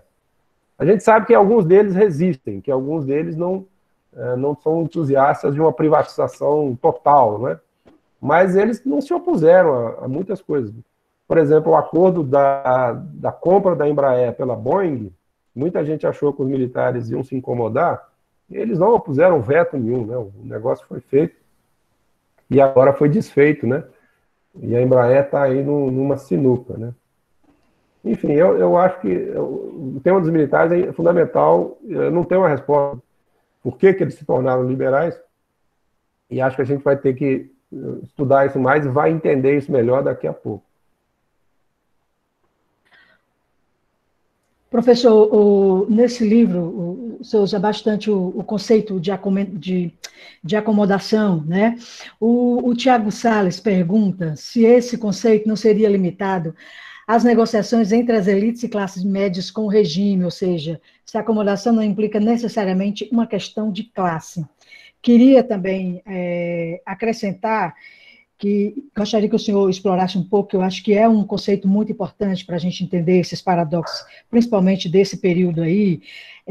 Assim, quais são as peculiaridades da cultura brasileira? Assim, o que faz do Brasil uma cultura tão genuína, tão diferente das outras? Assim, paradoxos e ambiguidades são peculiaridades nossas. Assim, o Brasil tem alguns elementos que diferem muito da cultura política de outros países. Eu acho que alguns traços ligados à acomodação do Brasil, de fato, se distinguem de outros países, né? A gente, quando tem um pouco de experiência internacional, você começa a perceber isso e começa a se espantar como a gente tem uma inclinação maior à flexibilidade, a acordo e a tentativa de saída de situações conflituosas por meios intermediários. Se a gente compara a política brasileira com a política argentina, com a política chilena, a diferença é muito grande, né? Os conflitos políticos lá sempre foram muito mais agudos e o recurso à violência política para a eliminação do adversário é mais frequente. Eu percebi isso quando eu estava pesquisando ainda para minha tese de doutorado, lendo jornais brasileiros da década de 40, 50 e 60, e o noticiário internacional vinha falando dos golpes da Argentina. Lá tiveram vários golpes, né? Os golpes da Argentina me impressionavam, porque não tinha golpe sem sangue na Argentina. Tinha um golpezinho qualquer lá que era derrotado, morria gente. Os militares não perdiam a viagem. Saía do quartel, tinha gente estendida no chão. E alguns casos de uma violência assim que, para a nossa história do século XX, chocante, né? Como, por exemplo, quando derrubaram o Perón, em 55, um pouco antes da derrubada efetiva, a primeira tentativa de derrubar o Perón, aviões militares bombardearam a Praça de Maio. Bombardearam a praça, era como se a aviação militar brasileira jogasse bomba na Cinelândia, no Rio, né? Jogasse os aviões jogando bomba nos peronistas, né? Mataram lá, não se sabe quantas pessoas morreram. Os golpes militares deles eram muito violentos, de imediato, não tinha muito acordo, né? No caso do Brasil, muitos dos golpes eram feitos por telefone, né? Como se ironiza, mas é um pouco por aí, né? Um ligava para o outro, um general ligava para o outro, faziam as contas das tropas, e aí via quem tinha mais vantagem, e a situação acabava sendo resolvida sem um conflito. O golpe 64 mesmo é um pouco assim, né? Quando tem a derrubada do lar, é um movimento basicamente sem sangue, né? No momento mesmo do golpe morreram algumas pessoas, morreram 2 pessoas em Recife, por exemplo, 2 jovens que saíram para protestar, foram metralhados.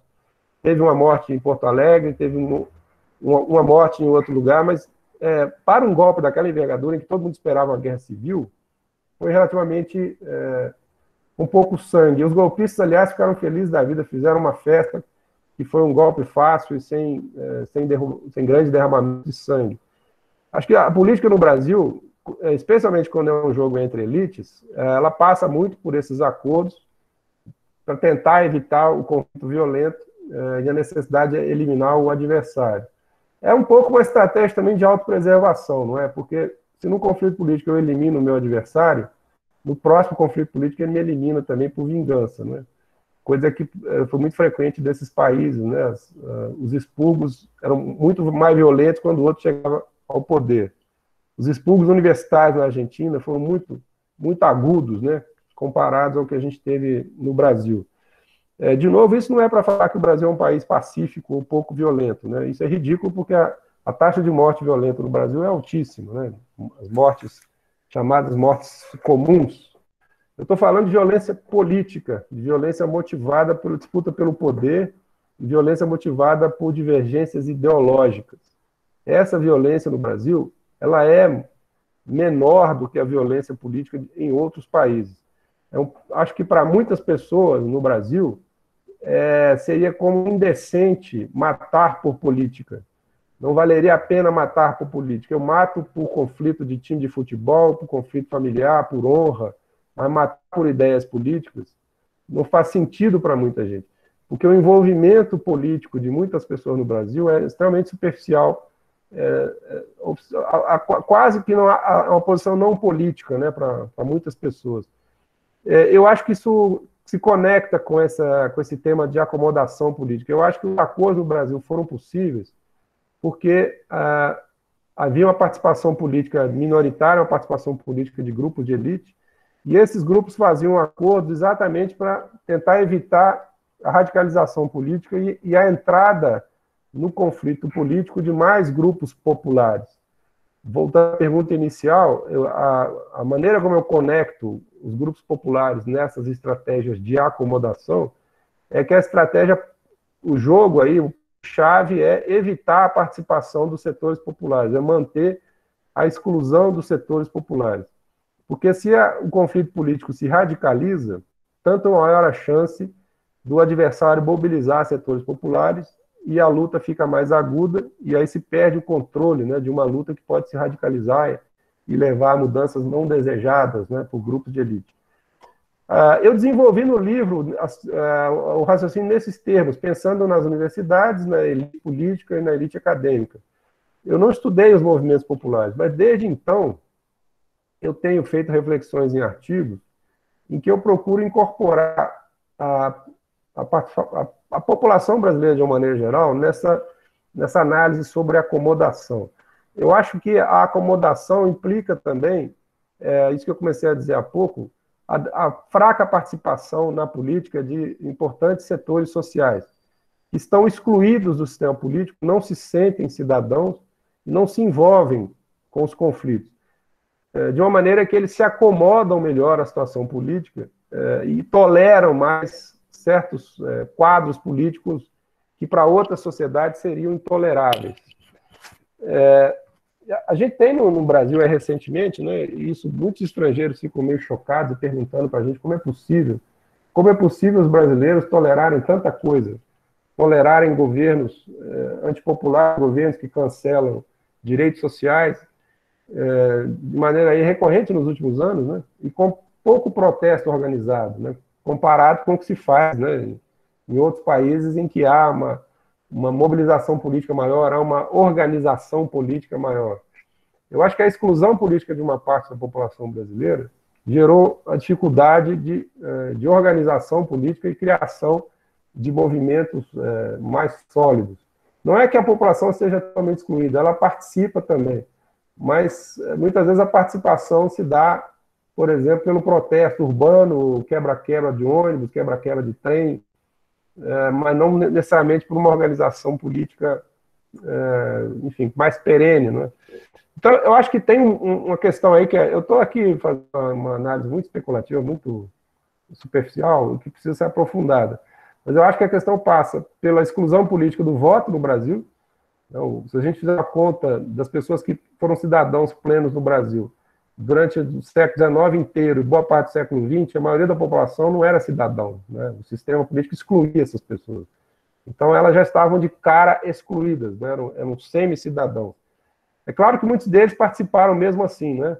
Mas é claro que é um desincentivo enorme para alguém ser cidadão se o sistema o exclui da cidadania ativa. E o mecanismo foi, primeiro, a escravidão e depois o analfabetismo, né, como recursos para excluir a maioria das pessoas. Então, eu acho que esse tema da acomodação vale a pena, né, estender a reflexão mais para os setores populares também, mas aí incluindo essa questão da exclusão e uma maneira de viver a política no Brasil um pouco fria, um pouco distanciada, né? De maneira que esse quadro que nós estamos vivendo hoje de radicalização política, ele é muito novo, né, no Brasil, esse envolvimento grande de muita gente com a política. Eu não sei se vocês conhecem, mas eu conheço várias pessoas assim que a gente pode dizer que são neófitos da política, né, que não tinham experiência política nenhuma, que têm uma formação política zero e, de repente, viraram cidadãos e participam e vão a debate, vão a conflito, vão à rua, e está se politizando nesse processo, mas é gente que não tinha nenhuma formação anterior, né? Isso passa também pela história, né? Porque muita gente do Brasil conhece quase nada da história do país, né? Não tem muitos referentes na história para se politizar, para escolher a sua posição política. Porque o conhecimento da história influencia muito a tomada de consciência da política. É por isso que a história é tão importante, né, na política, porque ela ajuda a orientar as pessoas. A posição que eu tenho em relação à ditadura, a posição que eu tenho em relação aos governos, governo Vargas, governo João Goulart, isso vai interferir na minha maneira de ver a política. E muita gente no Brasil não conhece a história do país, ou conhece por essas versões aí, né, superficiais, e que levam à tomada de posição política, às vezes, não vou dizer equivocada, mas às vezes a pessoa toma uma decisão de maneira superficial, né? Por exemplo, acreditando que os governos do PT no Brasil foram governos socialistas, a pessoa adota uma postura antipetista. Isso é um equívoco, né? Porque os governos do PT não foram governos socialistas. Professor, para a gente concluir a nossa conversa, queria fazer duas últimas perguntas. Uma, se o senhor vê alguma relação entre o movimento neopentecostal de hoje e a militância católica das décadas de 30 e 40, e a outra, como o senhor avalia, qual seria a saída para a esquerda se erguer, para a esquerda ocupar o lugar dela a partir de agora? Bom, o neopentecostalismo hoje, uma parte dominante dele, se tornou a vanguarda da direita religiosa no Brasil, né? Eles tomaram a posição que a Igreja Católica Conservadora tinha no início do século XX até os anos 60, mais ou menos. Os neopentecostais assumiram essa postura de vanguarda da direita. É curioso que uma parte deles votou no PT, né? Especialmente o grupo do Edir Macedo, votou no Lula, e acho que eles votaram na Dilma na primeira eleição. Eles fizeram um acordo tático ali com o Lula, até para poder crescerem, né? Eu não sei exatamente por onde isso passou, mas é evidente que as igrejas neopentecostais cresceram durante os governos do PT, o que é um grande paradoxo, né, para o PT, porque aí acabaram virando uma das forças anti-esquerdistas mais fortes, né? Eles foram pragmáticos naquele período e depois resolveram assumir que, sendo conservadores do ponto de vista religioso, também deveriam ser do ponto de vista político, e passaram a votar na direita e apoiar aí, né, tudo que é extrema-direita. Então, parece muito com a posição dos católicos conservadores do início do século, né? Esse movimento de crescimento do neopentecostalismo tem a ver com a inclinação de uma parte da Igreja Católica em direção ao progressismo nos anos 60, né? Teologia da libertação, comunidades eclesiais de base. Muita gente entendeu que a Igreja Católica estava virando progressista demais, e aí, enfim, o espaço, né, para o crescimento dos protestantes aumentou. Eu aqui hesitei porque li aqui um comentário de uma pessoa dizendo que o antipetismo desses grupos tem muito a ver com a questão moral. Sim, com certeza. Boa parte tem a ver com a questão moral, com a defesa da família, né, e a recusa das políticas de gênero dos governos petistas. Bom, qual que é o futuro da esquerda? Isso é uma pergunta difícil, né? Eu sou, como cidadão de esquerda, né, agora não vou falar mais como historiador, eu acho que haveria necessidade de uma aproximação, de uma negociação entre os grupos de esquerda, mas é lógico que isso é um pouco utópico, porque tem muito conflito também, tanto por diferenças ideológicas, como conflitos de liderança, né? Conflitos de pessoas que querem ocupar espaços e aí disputam e é difícil fazer acordo. Não acho que a esquerda tenha que sempre andar unida também, não, porque ela pode se unir, por exemplo, ela pode disputar a eleição separada e depois se unir, né? Pode se aproximar depois. Mas o fato é que num momento como esse, em que a direita cresceu muito, especialmente a direita conservadora, a extrema-direita, era melhor para o futuro da esquerda ela se unir e não disputar tanto, né? Não entrar tanto em conflito.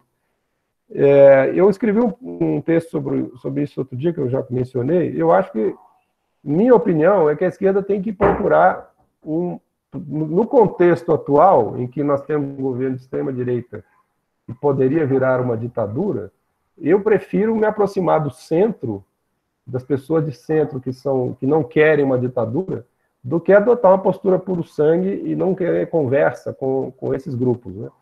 Eu acho essa estratégia um pouco suicida, porque isso é quase um convite para a direita moderada ou para o centro buscar, então, um acordo com a extrema-direita, né? Ou isolar a esquerda. Eu acho que a esquerda tem que negociar com o centro, tampar o nariz e negociar, né?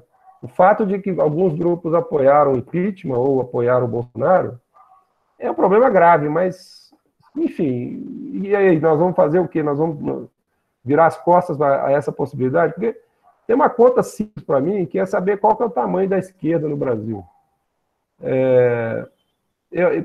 Se alinhar com a TFHC é duro, não é? Eu também acho duro. Mas eu não acho que tem que fazer uma aliança com a FHC.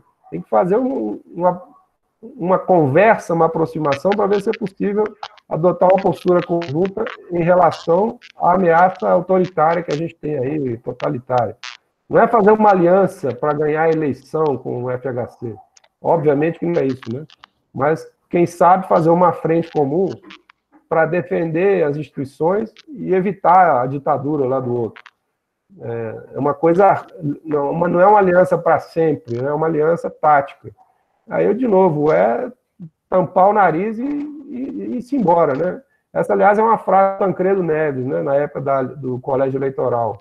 Vamos tampar o nariz e participar do colégio eleitoral. A política é assim, né, gente? A política ela é feita de acordos, às vezes.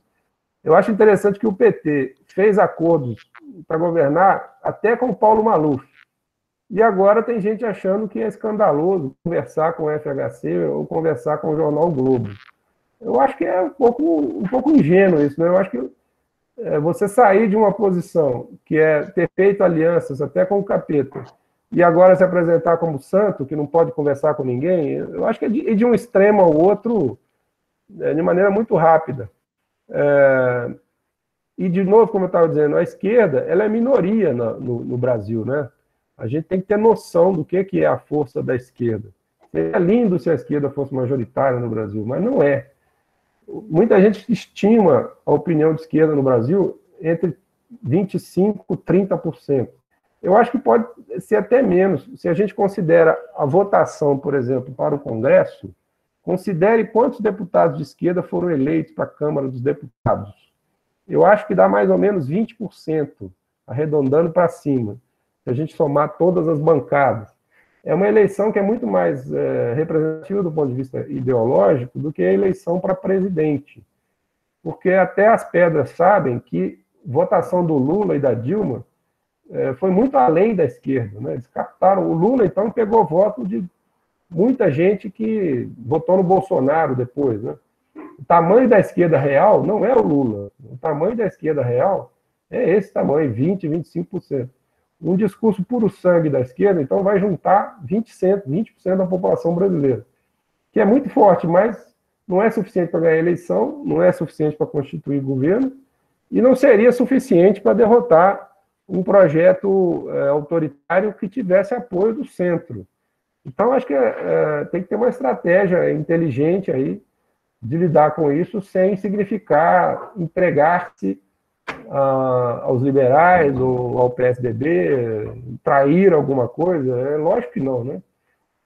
Tem gente que compara a situação atual com a situação do Partido Comunista nos anos 80, 70, porque o Partido Comunista ajudou a criar a frente, que foi o MDB, criar uma frente pela democracia, que foi uma estratégia, no final, bem sucedida, que a guerrilha foi derrotada, mas essa frente democrática acabou crescendo e ajudou, né, a derrotar a ditadura. Mas, nesse processo, o Partido Comunista perdeu visibilidade, ele não conseguiu manter a identidade própria, ele se fundiu ali na frente democrática, e quando acabou, e quando ele foi legalizado, o Partido Comunista era uma organização muito pequena, né? E logo deixou de ser o partido da hegemônica da esquerda. Então, muita gente usa esse exemplo para dizer do perigo que teria hoje a esquerda se fizesse uma aliança ou um acordo se aproximando do centro. Só que a situação é muito diferente, né? O Partido Comunista, os dois partidos comunistas eram ilegais. Eles não podiam mostrar a cara própria, né? A lei não permitia.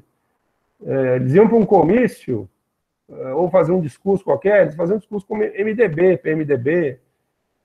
Isso é uma situação completamente diferente de hoje, né? Os partidos de esquerda são todos legais. O PT tem uma imagem pública muito conhecida, né? Tem uma marca muito forte. Ninguém vai esquecer o que é o PT se o PT fizer um diálogo com outros partidos de centro. Ele não vai perder a identidade, pelo amor de Deus. A identidade do PT é fortíssima. Esse medo é um negócio pueril, né? Não tem esse perigo. A questão real é saber qual que vai ser a conversa, né? Qual que é a aproximação. Eu acho que a aproximação, nesse momento, é em defesa das instituições, da Constituição, do sistema que nós temos aí, que é mais ou menos democrático ainda, né? E evitar um golpe, evitar, né, a possibilidade de um golpe, e quem sabe também, preferência, um impeachment, ou algum outro afastamento aí jurídico, cassação pelo TSE, porque isso, para funcionar, tem que ter um apoio político, né? Os juízes no Brasil, eles funcionam politicamente, né? Eles avaliam o quadro político. Se eles percebem que tem apoio para uma decisão polêmica, eles serão mais incentivados a tomar essa decisão. Então, uma aproximação da esquerda com o centro, em torno desta bandeira, pode ser uma boa saída. A questão, de momento, é essa, eu acho, né? Se nós vamos ter uma ditadura daqui a pouco, ou se não vamos ter uma ditadura. Os outros conflitos, eu acho que são secundários nesse momento, né? Quem vai governar em 2022, inclusive porque a gente não sabe se vai ter eleição em 2022, né? Uma das razões para a aproximação aí do centro é garantir que tem eleições. Então, eu acho que isso pode ser feito mantendo as diferenças, né? Eu não acho que o Lula tenha que abraçar a Globo e o FHC e esquecer o passado, não é isso? Ele pode manter as críticas dele, né? Críticas do impeachment, crítica da prisão dele, mas, ao mesmo tempo, falar enfim, do futuro, né? Eu acho que tem que superar um pouco isso. Já que nós falamos tanto de anticomunismo, eu lembro muito nesse momento a situação do Luiz Carlos Prestes. O Prestes ficou preso 9 anos, né? Uma parte importante dessa prisão foi em solitária rigorosa, né? Que ele só não ficou doido porque ele era muito, muito disciplinado. A motivação da prisão, na verdade, foi tortura psicológica. O Prestes não foi torturado fisicamente, né? Ele mesmo falou isso. Ele acha que não torturaram ele porque ele tinha sido oficial do Exército. Mas ele sofreu profundamente. As razões da prisão do Prestes e do Lula são muito diferentes, né? E a proposta política é diferente também. O Lula nunca foi comunista. Mas a comparação que eu quero fazer é o seguinte: o Prestes, quando sai da prisão, ele assume uma posição política do partido e coloca em segundo plano a questão pessoal dele, né? O sofrimento dele, o fato da Olga Benário ter sido deportada, o aspecto pessoal foi colocado em segundo plano em nome de um projeto maior. Você pode até dizer que a aliança com o varguismo não foi boa, a política de apertar os cintos equivocada, mas a orientação era essa, né? O interesse geral é superior ao interesse pessoal ou aos problemas, né? Enfim, eu acho que tem que colocar um pouco aí em suspenso qualquer ressentimento que se possa ter do impeachment, ressentimento de natureza pessoal, estou dizendo, não a questão política. Eu acho que o impeachment tem que ser denunciado ainda como uma farsa, como um estupro da Constituição e etc. Mas, ao mesmo tempo, né, é possível conversar com o adversário de ontem contra o adversário pior de hoje, né? Minha opinião é essa. Eu acho que se a esquerda fizer uma postura sectária agora, é uma infelicidade. Eu acho que é uma derrota aí para o curto prazo. Eu creio que não será o melhor caminho. Eu respondo a pergunta pensando no curto prazo. Eu acho que o tema do momento é este, né? Que tipo de acordo que é? Frente, aliança, sei lá o quê. Não me importa muito o nome, o que importa é qual que é o objetivo. E eu acho que o objetivo é garantir que o Brasil não se torne uma ditadura de novo, garantir que as nossas universidades vão continuar tendo liberdade de expressão, de pensamento na imprensa, e que nós vamos ter eleições, e que, de preferência, que não vão ter mais um governo de doidos, né? De gente... Bom, não são só doidos, mas enfim. É isso que eu acho que... É isso que eu queria comentar a respeito dessa questão. O professor ainda quer fazer alguma consideração? Olha, eu acho que eu falei bastante, que nós conversamos um bocado, tem coisas aí que não foram respondidas no final, né? Uhum. Tem coisas complexas que eu acho que eu deixei, que eu não expliquei o suficiente, que posso ter deixado algum entendimento ambíguo.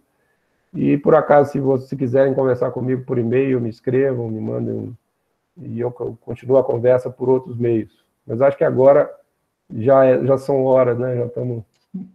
Já somos 2 horas de conversa, né? Exatamente. Professor, então, nós agradecemos imensamente. Acho que você conseguiu responder questões, né, muito importantes. Algumas a gente realmente não teve tempo, mas, de modo geral, a gente tentou contemplar as principais temáticas que apareceram nas questões. Quem tiver interesse de aprofundar melhor esse conceito de acomodação e, principalmente, esses paradoxos da ditadura militar, o professor faz isso com muita propriedade nesse livro, As Universidades e o Regime Militar, né? Tem capítulos inteiros que ele discute efetivamente essa relação entre adesão, resistência e acomodação, que é realmente muito complexo, como é que se efetivou, como é que se discute, né, essa política brasileira naquele contexto, e também são... E permita que tem um artigo que eu escrevi depois, que eu aprofundo um pouco mais, que está publicado pela revista Tempo e Argumento, do início de 2019, Cultura Política, Historiografia e Ditadura. Uhum. Só para completar. Ok. Pronto, então tem outros trabalhos que essas questões podem ser aprofundadas, que eu acho que são conceitos importantes, análises importantes que o professor tem trazido nas suas pesquisas, são pesquisas de muito fôlego, nesse livro, por exemplo, sobre as universidades, né? Nós não temos muitas obras sobre a atuação das universidades nesse período, e assim, a riqueza da pesquisa, né, é um negócio impressionante, mas realmente tem outros trabalhos que nos aprofundam, e assim, dizer para o professor que você é hoje uma referência para nós, estudiosos da história política, né, e que a gente fica feliz de ter a oportunidade de trocar essas experiências, de ouvi-lo aqui nesse momento, e, portanto, acho que foi, sim, uma conversa muito rica, né, muito, muito bem aproveitada, esse momento que a gente esteve aqui. Então, professor, muitíssimo obrigado pelo seu tempo, pela sua atenção, e espero que a gente possa ainda nos encontrar em outros momentos, quando a gente voltar, do senhor vir em outro momento aqui na universidade, né, para a gente trocar ideias, conhecer outros trabalhos Eu vou com muito prazer. área. Eu não Pois conheço então, tá. Sobral, será uma oportunidade para conhecer Sobral também. Eu agradeço a você pelo convite, pelo diálogo, que para mim é muito, muito interessante, é lógico que para quem pesquisa e escreve, conversar com as pessoas sobre o trabalho da gente é um privilégio enorme, né? Então eu agradeço muito. Ok.